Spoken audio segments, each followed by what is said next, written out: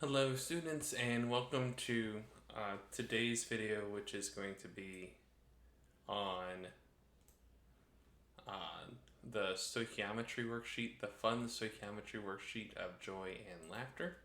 So you guys can see by the worksheet title here. And what we're going to go ahead and do is we're going to go ahead and work through a couple of the problems that I think may be some more difficult problems for you so that you can go ahead and get a jump on them, especially if you are still having troubles with this worksheet right here. And the first one we're going to work on is this one right here, which starts with us balancing this reaction. So I'm going to go ahead and copy it so I can put it into my sketch pad right here. And that did not work out quite like I wanted. So the reaction has Mg plus O2, and it ends up making MgO.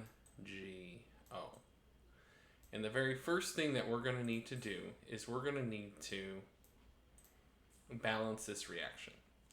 So we're going to go ahead and put Mg here because this is our first element, and then we're going to put O right here. We go ahead and put our lines to the left and right. Here we count 1 Mg. We have 2 oxygens right here. And for this one we have 1 Mg and 1 O.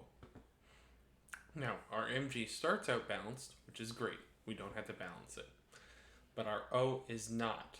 So we're going to have to start immediately by balancing that. We're going to put a 2 in front of the only molecule that has oxygen in it, which is MgO, magnesium oxide. And that'll change our oxygen, but since it's in front of magnesium as well, it's also going to change our magnesium. So now we have 2 magnesiums and 2 oxygens on the right side. So we go back and we rebalance and we say, oh, now our magnesium's not balanced. We have to put a 2 in front of it, and then from there we can go ahead and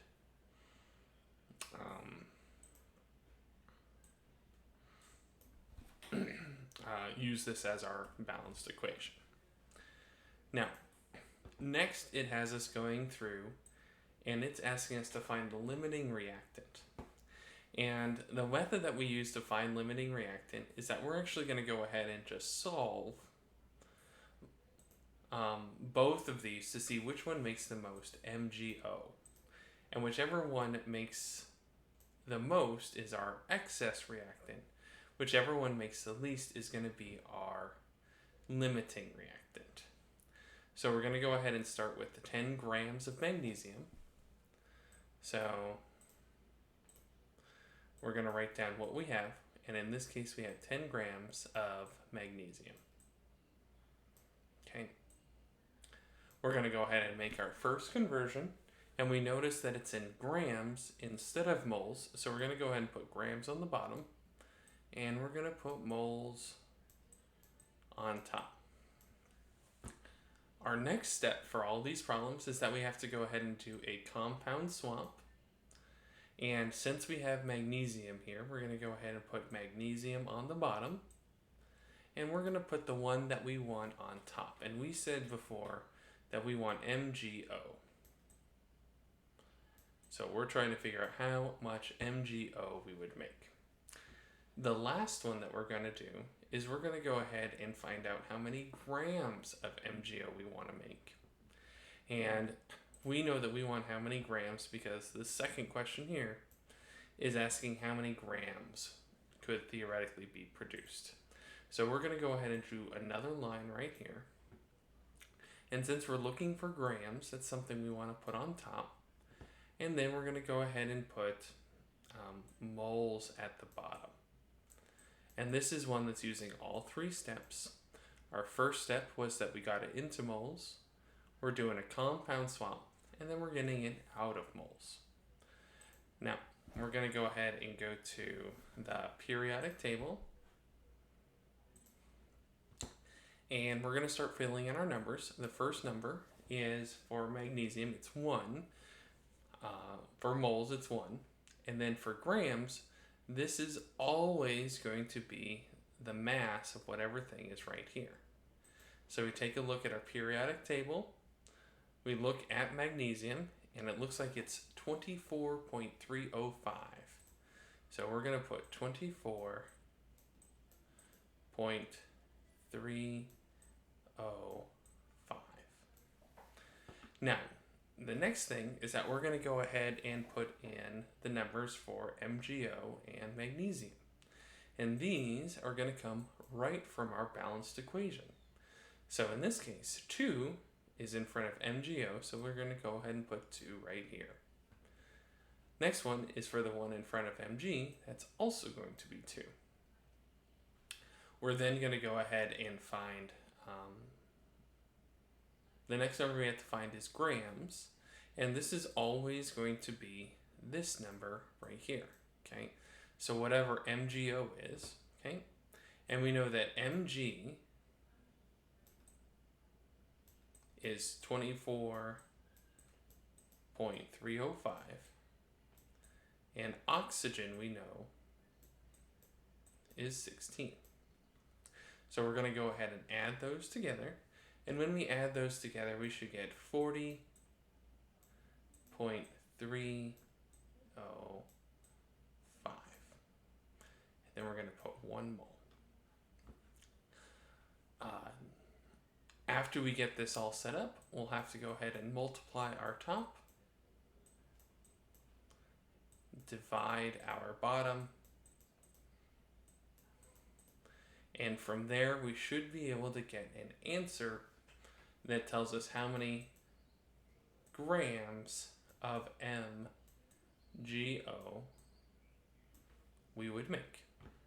And we would actually go ahead and use the same process to figure out the oxygen one. Okay, and so in the worksheet, it tells us to figure out how many grams of oxygen as well. It says we have 10 grams of this and 10 grams of this. So in order to find out which one makes less, we're going to have to figure out what each of them makes. So we're going to go ahead and start with 10 grams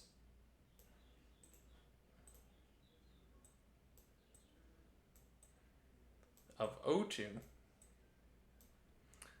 This is in grams again, so we're going to do the same process. So we're going to go ahead and put grams at the bottom because this is what we start with.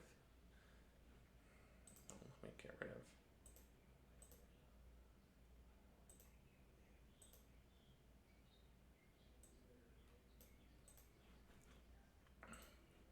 So we have 10 grams of oxygen right here.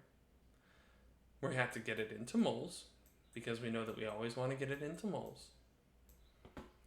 Then we go ahead and draw our second line.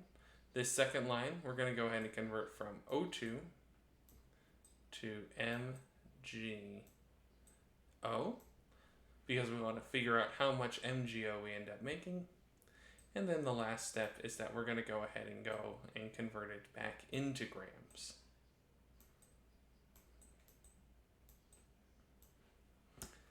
Okay, so the first thing we're going to put in, we're going to put 1 for mole.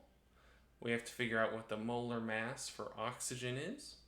We know that each oxygen weighs 16. We see that we have 2 of them, so we have to times that by 2. And that's going to end up being 32.00 grams. Then we're going to go ahead and put in the number from MgO. The number for MgO is 2. The number for O2 is going to be 1. And then the number for grams here is the number for MgO. And in this case, we already solved this, so we can go ahead and just put in the same number that we had from up top, so 40.305. And then 1. Now, our last step, as always, is going to be to go ahead and multiply the top and divide the bottom. And then when you do that, you'll end up getting your grams of MgO. Now, what's unique about this question is that it's actually asking you what's the limiting agent, And what you'll do is you'll have to go ahead and see which number of these is greater. You're going to ignore that one and you're going to pick the one that's smaller. And let's say for a second that mg ended up being the smaller number. If that were the case, then you would end up saying that mg was the limiting reagent. And then you would say that based off of that, it's going to ask you how many MgO was theoretically produced. Since mg limited how much you could produce, you would put that same number in for B right here. Okay, I'm having you guys skip C. We're going to be going and taking care of that later this week. Next here is this question right here. And this question, I actually made a brief mistake while I was writing out my information at the top, and it made it really hard to balance. So what we're going to do is we're going to go ahead and translate it and rebalance it here. So I'm going to go ahead and get a new sheet altogether, and our equation is going to involve ammonium dichromate, and ammonium dichromate has a formula that's NH4, and this is the formula for ammonium, and then it's Cr2O7,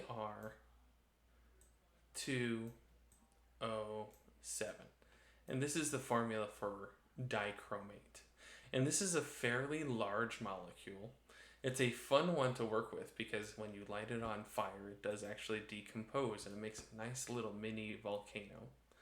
And it makes chromium 3 oxide. So that's going to be Cr2O3.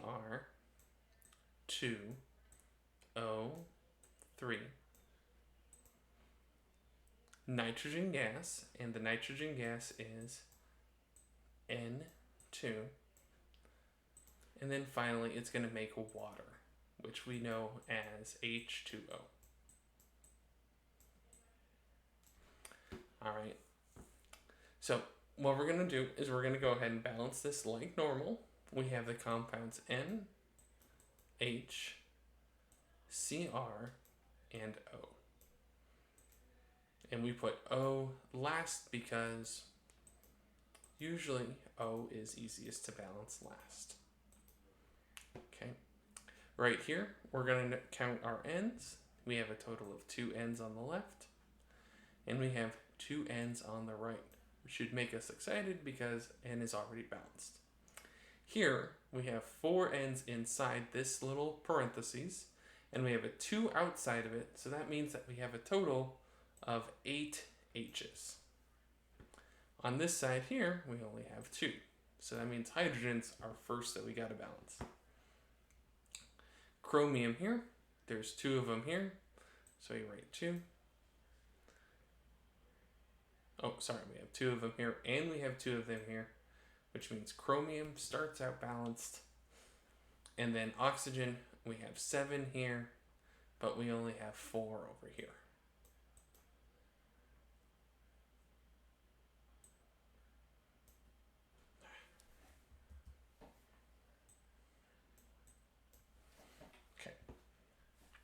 So the very first thing that we're going to do is we have to go ahead and figure out how we're going to balance out this hydrogen.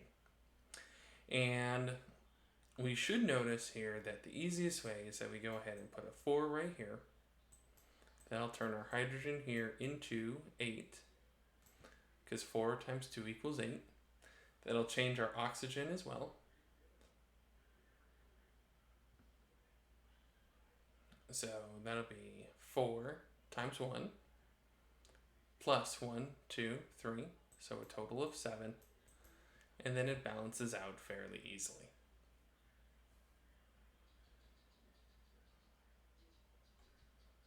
Okay, so that's how we end up balancing that one. Apologize for any ones that got stuck with that mistake. Okay, and then what we're going to do is we are going to go ahead and go through and solve the first problem for this one. So number 14, you guys didn't have to do. I wrote it out for you. Incorrect, but I did write it out for you. And it's asking if we have 45.3 grams of ammonium dichromate was used, what's the volume of nitrogen that would be produced? So we're going to go ahead and write down what we have first. And we have 45.3 grams of ammonium dichromate. And in this case, you should go ahead and write the formula right here. The reason you should write the formula right here is because you want to have an example of the formula for when you have to figure out the molar mass. Okay. Now, our steps for this are going to be exactly the same. We're going to go ahead and turn it into moles. So we're going to start with moles. And then we're going to get rid of those grams. We're then going to do a compound swap.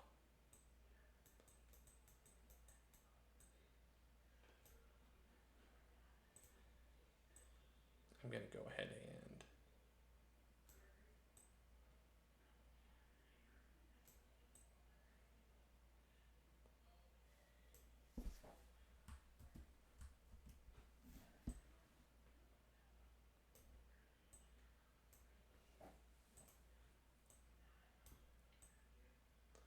take this compound, put it right there. And it looks like we're looking for nitrogen gas. So we're going to go ahead and put nitrogen gas right here. And the last thing we're going to do is we're going to go ahead and figure out what it's asking for, and it's asking for volume. Okay. And we know from before that volume is going to end up being in liters. So we're going to end up with liters right here. Okay, and then we're going to go ahead and put moles at the bottom. Okay, so we'll go ahead and start putting in our numbers. Here we start with a 1. And then we notice that we have this compound that we got to figure out. So we're going to have an N, and there are 2 of them. So N, that's 2 times whatever N weighs. H, we have 4 times 2, so we have 8 of them. Cr, we have 2 of them, so 2 times whatever Cr is. And then O, we have 7 of them. Okay. So N, we're going to go ahead and write that down. That's 14.007.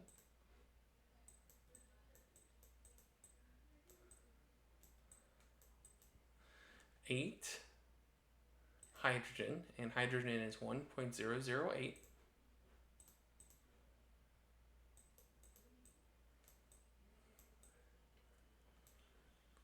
Cr, each one of those weighs 51.996.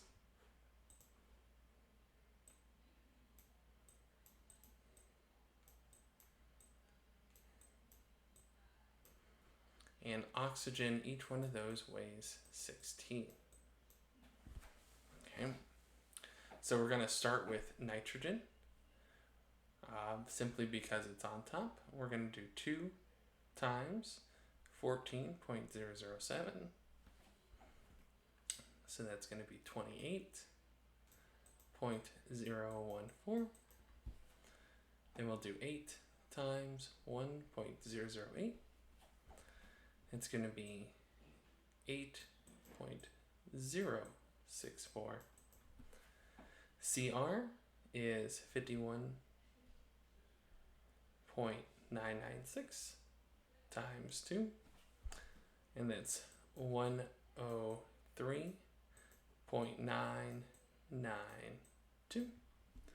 And then we have 7 times 16, and that's going to be 112.0. We're going to go ahead and add those numbers up. So we'll take 28.014 plus 8.064 plus 103.992 plus 112.0, and that'll give us 252.07. So we'll put that here.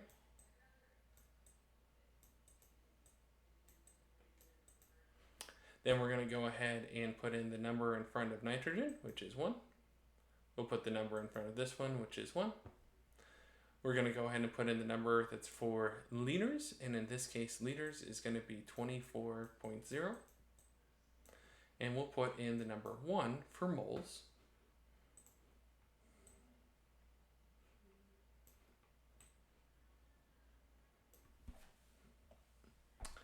And then we just have to go ahead and finish our problem by multiplying the top and dividing the bottom. And then it'll end up giving us our answer. All right, so at this point, that's going to be the end of the problems I'm going to work through, because I think the rest of them are the same in some way. In this case, this even starts with ammonium dichromate again, so you don't need to solve the mass for it again. You can go ahead and use the same amount. And these problems here are all solved the exact same way. Here, 15 is asking for theoretical yield. That's what you guys have been solving for so far. And this big molecule here is the calcium gluconate, and this is already balanced out for you. Okay. I hope this helps those of you that end up watching it, and we will continue working on this worksheet on Tuesday.